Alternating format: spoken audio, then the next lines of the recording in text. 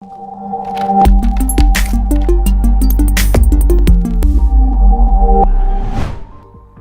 মুখে দুর্গন্ধ হয়। মুখের দুর্গন্ধ সবসময় সাধারণ জিনিস নাও হতে পারে। ব্রাশ করার পরেও মুখের দুর্গন্ধ কোনো ভয়ঙ্কর রোগের ইঙ্গিত হতে পারে। তবে মুখের দুর্গন্ধ হলে শুরুতেই ভয় না পেয়ে কিছু সাধারণ পদক্ষেপ নিয়ে দেখতে পারেন। আর যদি সমস্ত পদক্ষেপ নেওয়ার পরেও মুখের দুর্গন্ধ দূর করা না যায়, তবে যত দ্রুত সম্ভব ডাক্তারের শরণাপন্ন হওয়ার চেষ্টা করুন। কেননা এই মুখের দুর্গন্ধই হতে পারে কিছু ভয়ঙ্কর রোগের ইঙ্গিত, যেমন কিডনির সমস্যা, লিভারের সমস্যা, ক্রনিক হজমের সমস্যা, ডায়াবেটিস, সাইনাসের সমস্যা ইত্যাদি।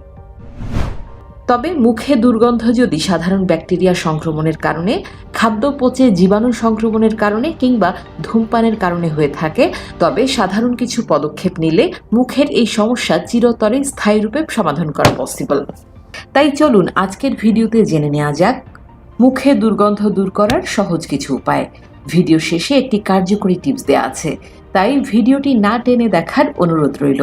তো স্বাগতম আপনাকে আজকের নতুন এপিসোডে। দিনে 2 বেলা ব্রাশ করুন।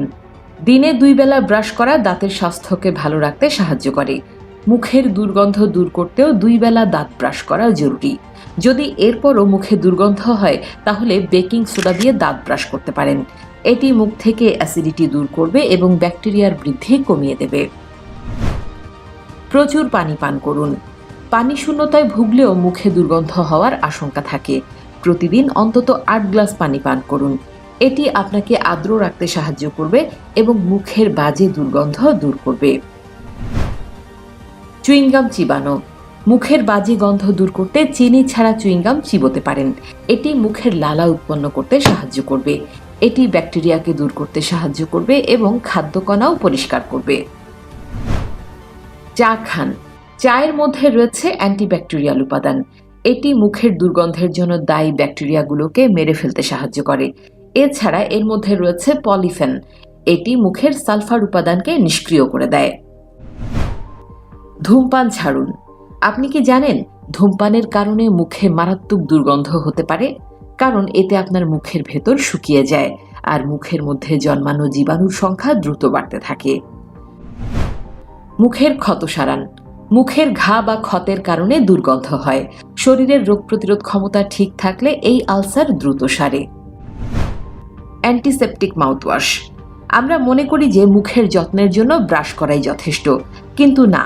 ব্রাশ করার পরে মুখের মধ্যে ব্যাকটেরিয়া থেকে যায়, যার কারণে প্লাক, দাঁতের ক্ষয়, মাড়ি থেকে রক্তপাত, নিঃশ্বাসে দুর্গন্ধ, মাড়ির প্রদাহ, দাঁতের গহ্বর এবং সংবেদনশীলতার মতো সমস্যাগুলো ঘটতে শুরু করে। মুখের স্বাস্থ্য ভালো রাখার জন্য বাজারে যেসব অ্যান্টিসেপটিক মাউথওয়াশ পাওয়া যায়, সেগুলো বেশিরভাগই অনিরাপদ, যেগুলো খারাপ ব্যাকটেরিয়ার পাশাপাশি মুখের ভালো ব্যাকটেরিয়াগুলোকেও মেরে ফেলে, যেগুলোর কারণে মুখের সংবেদনশীলতার মতো সমস্যাগুলো ঘটতে শুরু করে। তাই আমি আপনাকে নেচার শিওর অ্যালোভেরা মাউথওয়াশ ব্যবহার করার পরামর্শ দেব। এটি 100% ন্যাচারাল। এতে কোনো প্রকার রাসায়নিক ব্যবহার করা হয়নি। আয়ুর্বেদে অ্যালোভেরাকে দাঁত এবং মাড়ির জন্য সেরা হিসেবে বিবেচনা করা হয়। এতে ব্যাকটেরিয়াল, অ্যান্টিফাঙ্গাল এবং অ্যান্টিসেপটিক রয়েছে, যা মাড়ি থেকে রক্তপাত, নিঃশ্বাসে দুর্গন্ধ, মাড়ির প্রদাহ, দাঁতের গহ্বর এবং সংবেদনশীলতার মতো সমস্যা থেকে প্রতিরোধ করে। নেচার শিওরের অ্যালোভেরা মাউথওয়াশ প্লাক এবং টার্টার কমিয়ে দাঁতকে শক্তিশালী করবে। এছাড়াও এতে রয়েছে অন্যান্য প্রাকৃতিক উপাদান, যেমন লবঙ্গ এবং নিম, যা আপনাকে মাড়ির প্রদাহ এবং পাইরিয়ার মতো বড় রোগ নিরাময় করবে। প্রোডাক্টটি কেনার লিঙ্ক ভিডিও ডেসক্রিপশনে দেয়া আছে। জিহবা ব্রাশ করুন। ব্রাশ করার মানে এই নয় যে কেবল দাঁতই ব্রাশ করবেন। জিহবাও ব্রাশ করা জরুরি। জিহবার জন্য মনোযোগ প্রয়োজন। ব্যাকটেরিয়া জিহবাতেও বৃদ্ধি পায়। এতে মুখে দুর্গন্ধ হয়। জিভ পরিষ্কার করতে হবে। দাঁত মাজলেই যে মুখের সব জীবাণু চলে যাবে এমন নয়। প্রতিবার দাঁত মাজার সময় জিভটাও পরিষ্কার করুন। দন্ত চিকিৎসকের কাছে যান। মাড়ির রোগ থেকে কখনো কখনো মুখে দুর্গন্ধ হয়। বিশেষজ্ঞরা বলেন, এছাড়া কখনো কখনো শরীরের ভেতরকার সমস্যার জন্য মুখে দুর্গন্ধ হয়। তাই গন্ধ কোনোভাবেই না কমলে দ্রুত চিকিৎসকের কাছে যান। স্বাস্থ্যকর জীবনযাপন করুন, সুস্থ থাকুন, ভালো থাকুন।